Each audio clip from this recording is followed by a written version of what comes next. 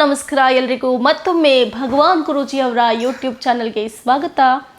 ಇವತ್ತಿನ ಎಪಿಸೋಡ್ನಲ್ಲಿ ನನಗೆ ಪರ್ಸ್ನಲ್ ಆಗಿ ಒಂದಷ್ಟು ಸವಾಲುಗಳಿದೆ, ಅದಕ್ಕೆ ಆನ್ಸರ್ನ ಗುರೂಜಿಗಳು ಕೊಡ್ತಾರೆ. ಆದರೆ ಅದಕ್ಕೆಲ್ಲದಕ್ಕಿಂತ ಮುಂಚೆ ಗುರೂಜಿಗಳನ್ನ ಕಾರ್ಯಕ್ರಮಕ್ಕೆ ಬರಮಾಡ್ಕೊಳ್ಳೋಣ. ಗುರೂಜಿಗಳೇ, ಕಾರ್ಯಕ್ರಮಕ್ಕೆ ಸ್ವಾಗತ. ನಮಸ್ಕಾರ ವೀಕ್ಷಕರಿಗೆ.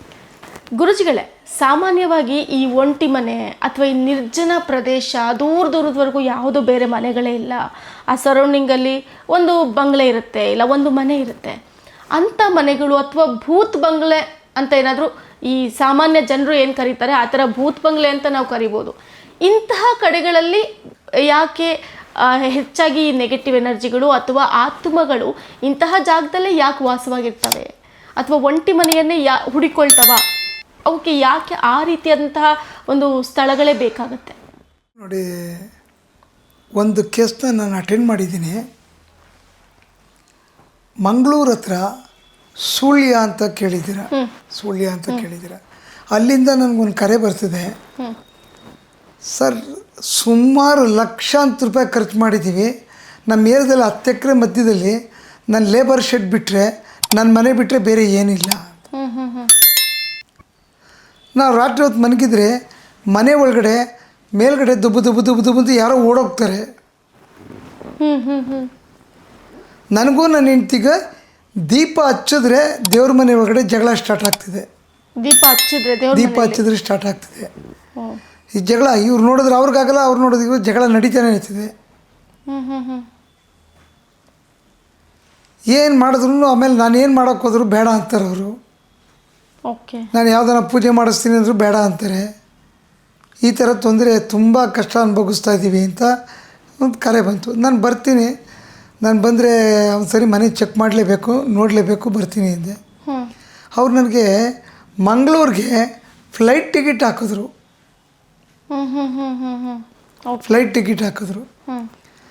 ಮಂಗಳೂರಿಂದ ಅಲ್ಲಿಂದ 100 ಕಿಲೋಮೀಟ್ರು ಸುಳ್ಯ. ಸೊ ಕಾರಲ್ಲಿ ಬಂದು ಮಂಗಳೂರು ಏರ್ಪೋರ್ಟಲ್ಲಿ ನಾನು ಪಿಕಪ್ ಮಾಡಿದ್ರು. ಅಲ್ಲಿಂದ ಹೋದೋ ನೈಟು ರಾತ್ರಿ 8:30 9 ಗಂಟೆ ಆಗ್ಬಿಡ್ತು. ಕತ್ಲೆ. ಆ ವ್ಯಕ್ತಿ ನನ್ನ ಕಾರಿಂದ ಕೆಳಗಡೆ ಇಳಿಯೋದಕ್ಕೆ ನನಗೆ ಭಯ ಆಗ್ತಾಯಿದೆ. ಕಾರ್ ಎಷ್ಟು ಹೋಗ್ಬೇಕು ಅಷ್ಟೇ ಜಾಗ ಇದೆ, ಪಕ್ಕ ಎಲ್ಲ ಬರೀ ಗಿಡಗಳು, ಮರಗಳು, ಮಧ್ಯದಲ್ಲಿ ಒಂಟಿ ಮನೆಗಳು.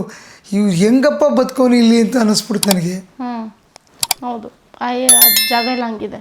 ಆಮೇಲೆ ಅಲ್ಲಿ ಒಂದು ಜಾಗ ನಿಲ್ಲಿಸ್ತಾ, ಏನಕ್ಕಪ್ಪ ನಿಲ್ಲಿಸ್ತಾ ಅಂತ ನನಗದು ಬೇರೆ ಭಯ. ಗುರುಜಿ, ಇಲ್ಲಿ ಒಂದು ಸರ್ಪ ಹೋಗುತ್ತೆ ಗುರುಜಿ ಇಲ್ಲಿ ಅಂತ ತೋರಿಸ್ತಾವನೆ. 9 ಗಂಟೆ ರಾತ್ರಿ ಒಳಗಡೆ. ಅದು ಏನು ಇಷ್ಟಿಷ್ಟುದ್ದ ಗಿಡ ಬೆಳೆದಿದೆ, ಆ ಗಿಡದ ಮಧ್ಯೆ ಹೋಯ್ತವನು. ಅಲ್ಲೇ ಇದ್ರೆ ಏನು ಮಾಡಬೇಕು? ಇಲ್ಲಿ ಒಂದು ಸರ್ಪ ಓಡಾಡ್ತಾ ಇರ್ತಿದೆ ಇಲ್ಲಿ.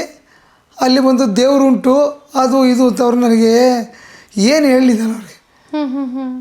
ಬನ್ನಿ ಬೆಳಗ್ಗೆ ನೋಡೋಣ ಬನ್ನಿ ಅಂತ ಹೇಳ್ಬಿಟ್ಟು ಅವ್ರನ್ನ ಕರೆದೆ. ಕಾರಲ್ಲಿ ಕೂತ್ಕೊಂಡು ಮನೆಗೆ ಹೋದೋ. ಸಿಂಗಲ್ ಮನೆ. ಇವ್ರ ಹೆಂಡ್ತಿ ಮಾಡಿಸೋದಕ್ಕೆ, ಚೆಕ್ ಮಾಡಿಸೋದಕ್ಕೆ ಯಾರನ್ನ ಕರ್ಕೊಂಡು ಬಿಡಲ್ಲ ಅಂದ್ಬಿಟ್ಟು ಅವ್ರ ಹೆಂಡ್ತಿನ ಅವ್ರ ತಾಯಿ ಮನೆಗೆ ಕಳಿಸ್ಬಿಟ್ಟವ್ರು ಇವರು. ನಾನು ಅವರಿಬ್ಬರೇ. ಊಟ ಅಲ್ಲಿಗೆ ತರಿಸಿದ್ರು, ಊಟ ಮಾಡಿದೋ. ನನಗೊಂದು ರೂಮ್ ಕೊಟ್ಟರು. ಆ ಕಿಟಕಿ ಈ ಥರ ಓಪನ್ ಮಾಡಿದ್ರು. ಎದುರುಗಡೆ ಮಂಚ ಹಿಂಗೆ ಮನಗಿದ್ದೀನಿ. ಕಿಟಕಿ ಓಪನ್ ಮಾಡಿದ್ರೆ ದೂರದಲ್ಲಿ ಒಂದು ಈ ಮನೆಯಿಂದ ಆಚೆ ಕಡೆ ಒಂದು ಲೈಟ್ ಉರಿತಾ ಇದೆ. ಎದುರುಗಡೆ ಎಲ್ಲ ಬರೀ ಕಾಡು ಥರ ಕಾಣಿಸ್ತಾ ಇದೆ. ಓ ಅಂತ ಕಿಟಕಿ ಬಾಗಿಲು ಹಿಂಗೆ ಹೊಡಿತಿದೆ. ನನಗೆ ಭಯನೇ ಆಗ್ತಾಯಿದೆ. ಯಾಕೆ ಅಂತಂದರೆ ಈ ಒಂಟಿವರೆ ಜಾಗ, ನಾವೇನು ಸೇಫ್ಟಿ ಇರಲ್ಲ ಅಲ್ಲಿ. ಯಾವುದಾನ ಕ್ರಿಟಿಕಲ್ ಕೇಸ್ಗಳು ತುಂಬ ಹೆಚ್ಚು ಕಮ್ಮಿ ಆಗಿಬಿಟ್ರೆ ಏನು ಮಾಡಬೇಕು? ನನಗೆ ಹೆಚ್ಚು ಕಮ್ಮಿ 11 ಗಂಟೆ ತನಕ ನಿದ್ದೆ, 12 ಗಂಟೆ ತನಕ ನಿದ್ದೆ ಬರಲಿಲ್ಲ. ಕೊನೆಗೇನು ಮಾಡಿದೆ, ಸಿದ್ಧಿ ಮಂತ್ರನ ಜಪ ಮಾಡ್ಕೊಂಡು ಕೂತ್ಕೊಂಡೆ. ಕರೆಕ್ಟಾಗಿ 1:30 ಗಂಟೆಗೆ ಮನೆ ಮೇಲ್ಗಡೆ ಯಾರೋ ಓಡಿದ್ರು. ಕ್ಲೀನಾಗಿ ಕೇಳಿಸ್ತಾ ಇದೆ. ಓಡೋದ್ರು, ತಿರುಗಿ ಇದು ಕಡೆಯಿಂದ ಓಡಿ ಬಂದರು. ದಬ್ಬ ಈ ಮಾಡಿ ಮೇಲ್ಗಡೆ ಯಾರನ್ನ ಓಡೋದ್ರೆ ಗೊತ್ತಾಗಲ್ವಾ? ಒಂದೇ ಮೇಲ್ಗಡೆ ಮನೆ ಇಲ್ಲ, ಹಿಂಗಿದೆ ಮನೆ. ಸೌಂಡ್ ಕೇಳಿಸ್ತಾ ಇತ್ತು ನನಗೆ. ಆ ಸೌಂಡ್ ಬಂದ ತಕ್ಷಣ ಅವ್ರೇನು ಮಾಡೋ, ಅವರೊಂದು ರೂಮಲ್ಲಿ ಮಲಗಿದ್ರು. ಅವರೇ ದೊಡ್ಡರು, ಗುರುಜಿ ನೋಡಿ ಸೌಂಡ್ ಬರ್ತಾಯಿದೆ ನೋಡಿ. ಟಕ್ ಅಂತ ಏನು ಮಾಡಿದ್ರು, ಟಾರ್ಚ್ ಇದೆಯಾ ಟಾರ್ಚ್ ಎತ್ಕೊಂಡು ಹೊರಗಡೆ ಚೆಕ್ ಮಾಡ್ದು. ಏನೂ ಕಾಣಿಸ್ತಾ ಇಲ್ಲ, ಏನೂ ಇದಿಲ್ಲ. ಅಷ್ಟೊತ್ತಿನಲ್ಲಿ ಆ ಮನೆದು ಒಂಚೂರು ಫೋಟೋ ತೊಗೊಂಡು ವೀಡಿಯೋ ತೊಗೊಂಡು ನೈಟಲ್ಲಿ ಬೆಳಗ್ಗೆ 5:50 ಬಿಟ್ಟು ಅಲ್ಲಿಂದ ನಾನು ತಿರ್ಗಿ 7 ಗಂಟೆಗೆ ಫ್ಲೈಟ್ ಇತ್ತು. ಬೆಳಗ್ಗೆ ವಾಪಸ್ ನನಗೆ ಏರ್ಪೋರ್ಟಿಗೆ ಕರ್ಕೊಂಡು ಬಿಟ್ಬಿಟ್ರು. ಎಲ್ಲ ಮನೆ ಸುತ್ತಮುತ್ತ ಎಲ್ಲ ಓಡಾಡಿ ಎಲ್ಲ ಫೋಟೋಗಳು ತೊಗೊಂಡಿದ್ದು. ಮನೆ ಚೆಕ್ ಮಾಡಿದ್ರೆ ಇಲ್ಲಿ ಶುರು ಮಾಡಿದ್ರೆ 6ರಿಂದ 7 ದಿನ ಹಿಡೀತು ನನಗೆ. 7 ಡೇಸ್ ಸುಮಾರು. ತೆಗೆದಂಗೆಲ್ಲ ಹಿಡ್ದಂಗೆಲ್ಲ ಅವ್ರ ಮನೆ ಅಕ್ಕಪಕ್ಕದಲ್ಲಿ ಕಾರ್ ಶೆಡ್ಡಿಂದ ಹಿಡಿದು ಮೇಲ್ಗಡೆ ಓಡಾಡ್ತಕ್ಕಂಥ ಜಾಗದಿಂದ ಹಿಡಿದು ಆ ನಾಯಿ ಕಿರ್ಚ್ಕೋತದೆ. ರಾತ್ರಿ ಹೊತ್ತು ನಾಯಿಗಳು ಕಿರ್ಚ್ಕೋತವೆ. ಸುಮಾರು 13-14 ಆತ್ಮ ನನಗೆ ಜ್ಞಾಪಕ ಇಲ್ಲ. ಅಷ್ಟು ಆತ್ಮಗಳನ್ನ ಲಾಕ್ ಮಾಡಿದೆ. ಅಷ್ಟು ಆತ್ಮಗಳು? ಹಾಂ, ಅಂದರೆ ಒಂಟಿ ಮನೇಲಿ ಯಾಕಿರ್ತವೆ ಅಂದರೆ ಆ ಭಾಗದಲ್ಲಿ ಹುಟ್ಟಿ ಬೆಳೆದಂಥ ಆತ್ಮಗಳು ವ್ಯಕ್ತಿಗಳು ಸತ್ತೋಗ್ತಾರೆ. ಇವ್ರು ಮೊದಲೇ ಇವ್ರ ಕೈ ಕೆಳಗಡೆ ಕೆಲಸ ಮಾಡೋದಕ್ಕೆ ಕಮ್ಮಿ ಅಂದರೆ ಒಂದು 20-25 ಜನ ಕೆಲಸ ಮಾಡ್ತಿರ್ತಾರೆ. ಅದರಲ್ಲಿ ಸತ್ತಂಥ ಆತ್ಮಗಳು ಎಲ್ಲೂ ಹೋಗಲ್ಲ, ಅಲ್ಲೇ ರೌಂಡ್ ಆಗ್ತಾ ಇರ್ತವೆ ಆತ್ಮಗಳು. ಸಾಹುಕಾರರು ಮನೆ ಅಂದಾಗ ಅವ್ರ ಮನೆ ಹತ್ರ ಬರೋದು, ಅವ್ರ ಮನೆ ಹತ್ರ ಓಡಾಡೋದು, ಇದೆಲ್ಲ ವಾಡಿಕೆ ಮಾಡ್ಕೊಂಡಿರ್ತವೆ. ಅಷ್ಟು ಆತ್ಮಗಳನ್ನ ತೆಗೆದ ಮೇಲೆ ಆಮೇಲೆ ಅವ್ರ ಹೆಂಡ್ತಿ ತಾವು ಕೆಲವು ನೆಗೆಟಿವ್ಗಳು ಹೊರಗಡೆ ತೆಗೆದೆ. ಆಮೇಲೆ ಅವರು ನೀಟಾಗಿ ಸ್ಮೂತಾಗಿ ಮಾತಾಡೋಕ್ಕೆ ಶುರು ಮಾಡಿದ್ರು. ಅವ್ರ ಹೆಂಡ್ತಿ ತಾವು ಮಾತಾಡೋಕ್ಕೆ ಶುರು ಮಾಡಿದ್ರು. ಆಮೇಲೆ ಅವರೇ ಹೇಳಿದ್ರು, ನನ್ನ ಹೆಂಡ್ತಿಗೆ ಮೊದಲಿಗಿಂತ ಪರವಾಗಿಲ್ಲ, ತುಂಬ ಆರಾಮಾಗಿದ್ದಾಳೆ ಅಂತ ಹೇಳಿದ್ರು. ಅಷ್ಟು ಆತ್ಮಗಳನ್ನೇ ಹಿಡಿದೆ.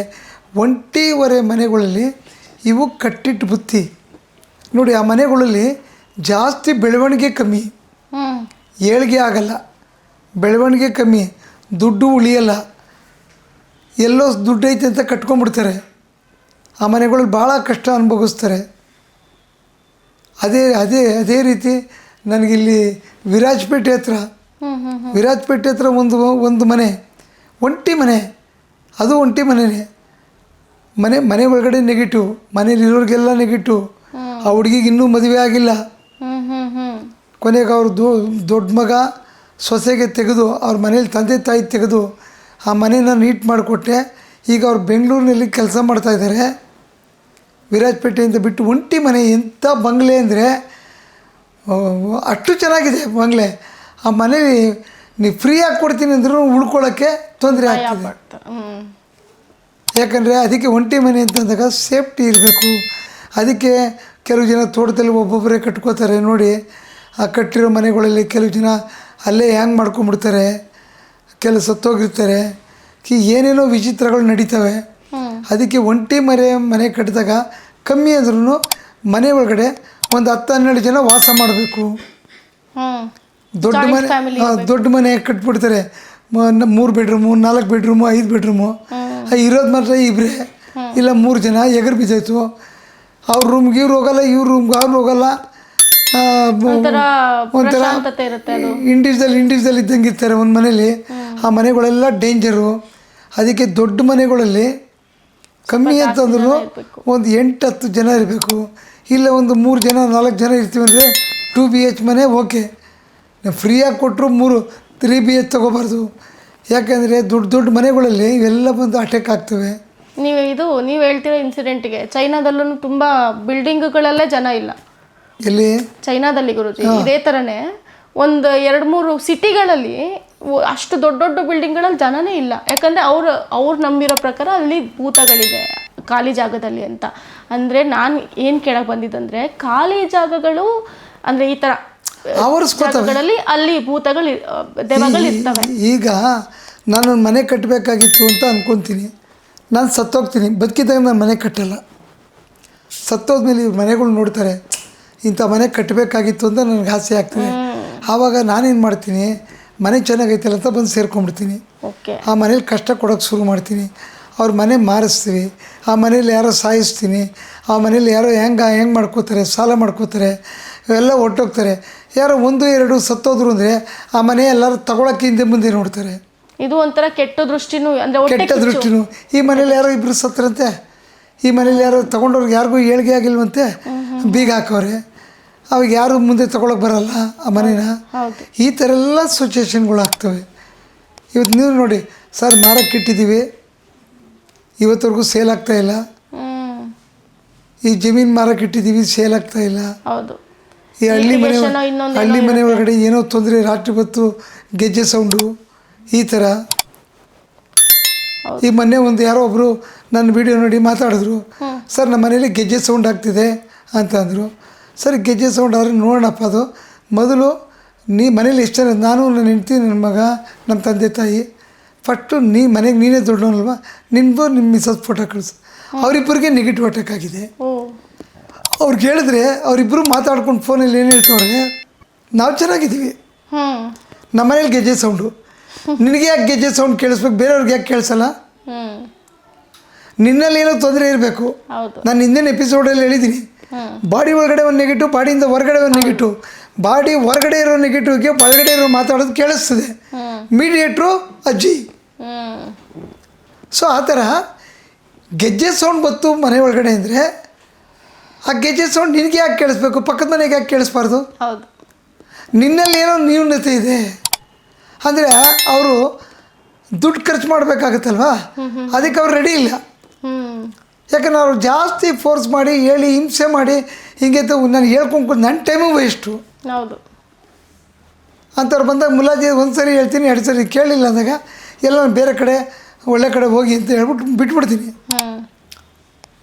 ನಾವು ರಿಸ್ಕ್ ತಗೊಂಡು ಮನೆ ಅಂತ ಪ್ರಶ್ನೆಗಲ್ಲ, ಇವರಿಬ್ಬರು ಚೆನ್ನಾಗಾದಾಗ ಮನೆ ಸ್ಟಾಪ್ ಆಗ್ಬೋದು. ಅದು ಸುಮ್ಮನೆ ಯಾಕೆ ದುಡ್ಡು ಖರ್ಚು ಮಾಡಿದರೆ ಅವ್ರು ಒಂದೇ ದೃಷ್ಟಿ, ನನ್ನ ಮನೇಲಿ ಗೆಜ್ಜೆ ಸೌಂಡ್ ಬರ್ತಿದೆ, ಅದು ಕೇಳಿಸ್ತಿರೋದು ನಿನಗೆ, ನಿನ್ನ ಹೆಂಡ್ತಿಗೆ, ಇಬ್ಬರಿಗೆ, ನಿಮ್ಮ ಅಪ್ಪನಿಗೂ ಇಲ್ಲ, ನಿಮ್ಮ ಪಕ್ಕದ ಮನೆಗೂ ಇಲ್ಲ, ಯಾರಿಗೂ ಇಲ್ಲ. ಹೆಂಗಾಗತ್ತೆ? ಈ ಒಂಟಿ ಮನೆ ಅವ್ರನ್ನ ಕರೆಸ್ಕೊಂಡ್ರು, ಅವ್ರ ಮನೇಲಿ ಅನುಭವಿಸ್ತಾ ಇದ್ದ ಕಷ್ಟ ಅವ್ರಿಬ್ಬರಿಗೆ ಗೊತ್ತು, ಗಂಡ ಹೆಂಡ್ತಿಗೆ. ಅಲ್ಲಿ ಲೇಬರ್ ಕ್ವಾರ್ಟರ್ಸು ಅವರು ಇವ್ರಿಗೆಲ್ಲ ಏನೂ ಗೊತ್ತಿಲ್ಲ. ನೀವು ಆಗಲೇ ಹೇಳಿದ್ರಿ ಗುರೂಜಿ, ಅಂದರೆ ಅವ್ರ ಹತ್ರ ಒಂದಷ್ಟು ಜನ ಕೆಲಸ ಮಾಡ್ತಿದ್ರು, ಒಂದು 20ರಿಂದ 25 ಜನ ಕೆಲಸ ಮಾಡ್ತಿದ್ರು, ಅವರಲ್ಲಿ ಯಾರೋ ತೀರ್ಕೊಂಡು ಅವರು ಕೂಡ ಆತ್ಮದಲ್ಲಿ ಬಂದಿರ್ಬೋದು. ನನಗೆ ಬಂದಿದ್ದ ಪ್ರಶ್ನೆ ಏನಂದರೆ, ಆ ಟೈಮಲ್ಲಿ ಹೊಳ್ದಿದ್ದೇನು ಅಂದರೆ, ಈ ಸತ್ತು ಆತ್ಮಗಳೇನಾಗಿರ್ತಾರಲ್ಲ ಅವರು ಗೊತ್ತಿಲ್ಲದೆ ಇರೋ ಜಾಗಕ್ಕೂ ಹೋಗ್ತಾರ, ಇಲ್ಲ ಕೇವಲ ಅವರಿಗೆ ಗೊತ್ತಿರೋ ಜಾಗಕ್ಕೆ ಜಾಸ್ತಿ ಅಟ್ಯಾಕ್ ಮಾಡೋದು. ಈಗ ನಾನು ಹೋಗಿದ್ದ ಜಾಗ ಪಕ್ಕ 2-3 ಕಿಲೋಮೀಟ್ರ್ನಲ್ಲಿ ಮನೆಗಳಿದ್ದಾವೆ. ಓಕೆ. ಬೆಳಗ್ಗೆ ಹೊತ್ತು ಗೊತ್ತಾಗುತ್ತೆ, 2-3 ಕಿಲೋಮೀಟ್ರ್ನಲ್ಲಿ ಅಲ್ಲೆಲ್ಲ ಸತ್ತಂಥವ್ರು, ಇವ್ರಿಗೆ ಅವ್ರ ಪರಿಚಯ ಇರೋರು, ಸ್ನೇಹಿತರು, ಇನ್ನೊಬ್ಬರು, ಮತ್ತೊಂದು ಯಾರೋ ಒಬ್ಬರು ಬಂದು ಸೇರಿಕೊಳ್ತಾರೆ. ಅದೇನು ಮಾಡ್ತಾರೆ, ಒಂಟಿ ಮನೆ ಅಂದ ತಕ್ಷಣ ಆ ಮನೆಗಳಲ್ಲಿ ಬಂದು ನಿವಾಸ ಸ್ನಾನ ಮಾಡ್ತಾವ್ರು. ಅಂದರೆ ಆ ಮನೆಯಲ್ಲಿ ಯಾರನ್ನೂ ಉಳ್ಕೊಳ್ಳೋಕೆ ಬಿಡಲ್ಲ. ಈ ಥರ ಆ ಒಂಟಿ ಮನೆಗಳಲ್ಲಿ, ಅದಕ್ಕೆ ಒಂದು ಮನೆ ಕಟ್ಟಿದ್ರೆ ಕಮ್ಮಿ ಏನ್ರಿ, ನೋಡಿ ಅವ್ರ ಮಗ ಬರ್ತಾರಂತೆ ಸಿಟಿಯಿಂದ, ಒಂದು ದಿವಸ ಉಳ್ಕೊಳ್ಳೋರಂತೆ, ಬೆಳಗ್ಗೆ ಹೊಟ್ಟೋಗ್ತಾರಂತೆ. ಯಾಕೆ ಹಂಗಾಗುತ್ತೆ ಅಂದರೆ ಅಲ್ಲಿರೋಕ್ಕೆ ಬಿಡಲ್ಲ ಅದು. ಅದಕ್ಕೆ ನಾವು ಧೈರ್ಯವಾಗಿರಬೇಕು. ಒಂದು 5 ಜನ 6 ಜನ 8 ಜನ ಇರಬೇಕು. ಬರೀ 2 BH ಮನೆ 3 BH ಅಂದರೆ ಒಂದು 7-8 ಜನ ಇದ್ದರೆ ಅದಕ್ಕೆ ತೂಕ. ದುಡ್ಡೈತಿ ಅಂತ ಅಂದ್ಬಿಟ್ಟು 5-5 ಬೆಡ್ರೂಮ್ ಮಾಡೋದು, ದೊಡ್ಡ ಬಂಗ್ಲೆ ಮಾಡೋದು, ಇರೋದು ಮಾತ್ರ ಇಬ್ಬರು ಗಂಡ ಹೆಂಡ್ತಿ, 2 ಮಕ್ಕಳು. ಅವ್ರಿಗೆ ರಾತ್ರಿ 11 ಗಂಟೆಲಿ ಒಂದು ಮನೆಗೆ ಹೋಗಿ ಬೀಗ ತೆಗಿಬೇಕಂದ್ರೆ ಆಗಲ್ಲ, ಭಯ ಬೀಳ್ತಾರೆ. ಹಂಗೆ ಮಾಡಬಾರ್ದು. ನಾವು ಮಾಡಬೇಕು ಅಂದರೆ ನಾವು ಏನಿದ್ರು ನಾವು ಒಂದು 5-6 ಜನ ಇರಬೇಕು, ಉಳ್ಕೋಬೇಕು ಮನೇಲಿ. ಹಂಗಿದ್ದಾಗ ಮಾತ್ರ ಆ ಮನೆಗೆ ಕಳೆ. ಒಂಟಿ ಯಾರೂ ಇರಲ್ಲ, ಮನೆ ಕ್ಲೀನ್ ಮಾಡೋರಿಲ್ಲ, ಒಂದು ಪೂಜೆ ಮಾಡೋರು ಇರಲ್ಲ. ಅವಾಗೇನಾಗ್ತದೆ, ಕೆಟ್ಟ ಆತ್ಮಗಳನ್ನ ನಾವೇ ಆಹ್ವಾನ ಮಾಡ್ದಂಗೆ ಆಗುತ್ತೆ. ಅರ್ಥ. ಅದಕ್ಕೆ ಒಂಟಿ ಮನೆಗಳನ್ನ ಕಟ್ಕೊಂಡು, ದೊಡ್ಡ ದೊಡ್ಡ ಬಂಗ್ಲೆಗಳು ಕಟ್ಕೊಂಡು ವಾಸ ಮಾಡೋರಿಗೆ ಇದೊಂದು ಎಚ್ಚರಿಕೆ. ಇಂಥ ಭಾಳಷ್ಟು ನಾನು ಅಟೆಂಡ್ ಮಾಡಿದ್ದೀನಿ. ಬಟ್ ನನ್ನ ಮನಸ್ಸಲ್ಲಿ ಇರ್ತಕ್ಕಂಥದ್ದು ಒಂದು ಒಳ್ಳೆ ಕೇಸ್ ಇದು. ಪಾಪ ಅವರು ತುಂಬ ಚೆನ್ನಾಗಾಗಿದ್ದೀನಿ ಗುರುಗಳು ಅಂತ ಒಪ್ಕೊಂಡು ಇದು ಮಾಡಿದ್ರು. ಅದಕ್ಕೆ ನಾನು ಅವ್ರದ್ದು ಎಲ್ಲ ವೀಡಿಯೋಗಳು ಹಳೆಯದ್ರಲ್ಲಿ ಸ್ವಲ್ಪ ಹಾಕಿದ್ದೆ.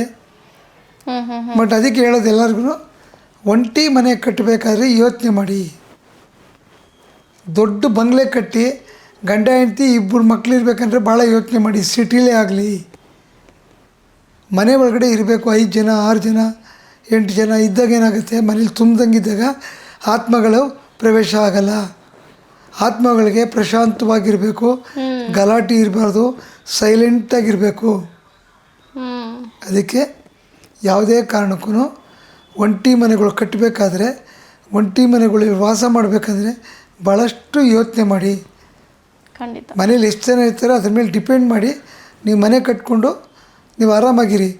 ಗಂಡ ಹೆಂಡ್ತಿನ ಮಾತ್ರ ದುಡ್ಡು ಐತೆ, ದೊಡ್ಡದಾಗಿ ಕಟ್ಟೋದು 40-60 ಕಟ್ಬಿಡೋದು, ದೊಡ್ಡ ಬಂಗ್ಲ 2 ಫ್ಲೋರ್ 3 ಫ್ಲೋರ್ ಕಟ್ಟೋದು, 5 ಬೆಡ್ರೂಮ್ 6 ಬೆಡ್ರೂಮು, ಏನಕ್ಕೆ? ಹೌದು. ದೊಡ್ಡ ಸ್ಕೈಗೆ ಈಗ ದುಡ್ಡಿರೋರು ಕಟ್ತಾರೆ, ಒಂದು 5 ಜನ ಸೆಕ್ಯೂರಿಟಿ ಇಕ್ಕಿರ್ತಾರೆ, ಆಳು ಕಾಳು ಇರ್ತಾರೆ, ಬಂದು ಹೋಗ್ತಾ ಇರ್ತಾರೆ, ಸುಮಾರು ಜನ ಓಡಾಡ್ತಾ ಇರ್ತಾರೆ, ಅವೆಲ್ಲ ನಡೀತವೆ. ಬಟ್ 1 2 3 ಜನ 4 ಜನ ಇದ್ಕೊಂಡು 5 ಬೆಡ್ರೂಮು ದೊಡ್ಡ ಬಂಗ್ಲೆ ಕಟ್ಟೋದು ಭಾಳ ಯೋಚನೆ ಮಾಡಬೇಕು. ದುಡ್ಡೈತೆ ಅಂತ ಕಟ್ಟೋದಲ್ಲ. ನಾವು ಈ ಆತ್ಮಗಳ ಬಗ್ಗೆ ತಿಳ್ಕೊಂಡಿದ್ದಾಗ ಹೌದು ನಾವು ಹಿಂಗಿರ್ಬೇಕಂತ ಯೋಚನೆ ಮಾಡಬೇಕು. ಖಂಡಿತವಾಗ್ಲೂ ಇವತ್ತಿನ ಒಂದು ಎಪಿಸೋಡ್ನಲ್ಲಿ ಗುರೂಜಿಗಳು ಹೇಗೆ ಒಂಟಿ ಮನೆಯಲ್ಲಿ ಆತ್ಮಗಳು ವಾಸ ಇರುತ್ತೆ, ಆತ್ಮಗಳು ಯಾಕೆ ಈ ರೀತಿಯಾದಂತಹ ಶಾಂತವಾಗಿರುವಂತಹ ಒಂದು ಮನೆಗಳನ್ನೇ ಆಯ್ಕೆ ಮಾಡ್ಕೊಳ್ತವೆ ಅನ್ನೋದನ್ನು ಗುರೂಜಿಗಳು ಹೇಳಿದರು. ಖಂಡಿತವಾಗ್ಲೂ, ಯಾಕಂದರೆ ನಾವು ಒಂದು ಮನೆಯನ್ನು ಕಟ್ತೀವಿ ಅಥವಾ ಒಂದು ಮನೆಯಲ್ಲಿ ವಾಸ ಮಾಡ್ತೀವಿ ಅಂತಂದಾಗ ಅದು ತುಂಬ ದೊಡ್ಡ ಮನೆ ಕಟ್ಟೋದು ತಪ್ಪಲ್ಲ. ಆದರೆ ತುಂಬ ದೊಡ್ಡ ಮನೆ ಕಟ್ಟಿದಂಗೆ ಅದ್ರ ತಕ್ಕನಂಗೆ ಅಲ್ಲಿ ಜನಗಳು ಕೂಡ ಇರಬೇಕು. ಯಾಕಂದರೆ ಆ ಮನೆಯಲ್ಲಿ ಒಂದು ಲೈವ್ಲಿ ವಾತಾವರಣ ಇದ್ದಾಗ ಅಲ್ಲಿ ನೆಗೆಟಿವ್ ಎನರ್ಜಿಗಳು ಕಡಿಮೆ ಆಗ್ತವೆ. ಅದೇ ರೀತಿ ಅಲ್ಲಿ ಸ್ಮಶಾನ ಮೌನ ಇತ್ತು ಅಂತಂದಾಗ ಅದು ಒಂದು ರೀತಿ ಈ ನೆಗೆಟಿವ್ ಎನರ್ಜಿಗಳನ್ನ ಆಹ್ವಾನ ಮಾಡೋದಕ್ಕೆ ನಾವೇ ಒಂದು ಸೋಪಾನ ಹಾಕ್ತಾ ಇರುವಂತೆ. ಸೊ ಈ ಒಂದು ಎಪಿಸೋಡ್ನಲ್ಲಿ ನಿಮಗೆ ಇದು ಒಂದು ಪಾಠ ಅಂತಲೇ ನೀವು ತೊಗೊಳ್ಬಹುದು. ಒಂದು ದೊಡ್ಡ ಮನೇಲಿ ಇರ್ತೀವಿ ಅಂದರೆ ಒಂದು ಬರೀ ಗಂಡ ಹೆಂಡತಿ ಮಕ್ಕಳು ಅಂತಲ್ಲ, ಒಂದು ದೊಡ್ಡ ಜಾಯಿಂಟ್ ಫ್ಯಾಮಿಲಿ ಇರೋದಾದರೆ ತುಂಬ ದೊಡ್ಡ ಮನೆ ಕಟ್ಕೊಳ್ಳೋದು ನಿಜಕ್ಕೂ ನಿಮಗೆ ಒಂದು ಒಳ್ಳೆಯದು. ಇಲ್ಲ ಅಂತಂದರೆ ಕಡಿಮೆ ಒಂದು ಚಿಕ್ಕ ಸ್ಪೇಸಲ್ಲಿ ಎಲ್ಲರೂ ಕೂಡ ಹತ್ತಿರದಲ್ಲಿ ಒಂದು ರೂಮ್ಗಳಿರೋ ಥರ ಮನೆ ಮಾಡಿಕೊಟ್ರೆ ಬೆಟರ್ ಅಂತ ಹೇಳ್ಬೋದು. ಸೊ ಇವತ್ತಿನ ಎಪಿಸೋಡಲ್ಲಿ ಗುರೂಜಿಗಳು ಅವ್ರು ಹ್ಯಾಂಡಲ್ ಮಾಡಿದಂತಹ ಒಂದು ಕೇಸ್ನ ಹೇಳಿದ್ರು, ಅದ್ರ ಜೊತೆಗೆ ನನ್ನ ಒಂದಷ್ಟು ಸವಾಲುಗಳಿಗೂ ಕೂಡ ಉತ್ತರ ಕೊಟ್ಟರು. ನೆಕ್ಸ್ಟ್ ಎಪಿಸೋಡಲ್ಲಿ ಮತ್ತೆ ಸಿಗೋಣ. ಆದರೆ ಅದಕ್ಕೂ ಮುನ್ನ ನೆಕ್ಸ್ಟ್ ಎಪಿಸೋಡ್ನಲ್ಲಿ ಮತ್ತೆ ಸಿಗೋಣ. ಆದರೆ ಇವತ್ತು ಇಷ್ಟೆಲ್ಲ ವಿಚಾರಗಳನ್ನ ತಿಳಿಸ್ಕೊಟ್ಟಿದ್ದಂತಹ ಗುರೂಜಿಗಳಿಗೆ ಧನ್ಯವಾದ ತಿಳಿಸೋಣ. ಗುರೂಜಿಗಳೇ ಧನ್ಯವಾದಗಳು. ನಮಸ್ಕಾರ ವೀಕ್ಷಕರಿಗೆ.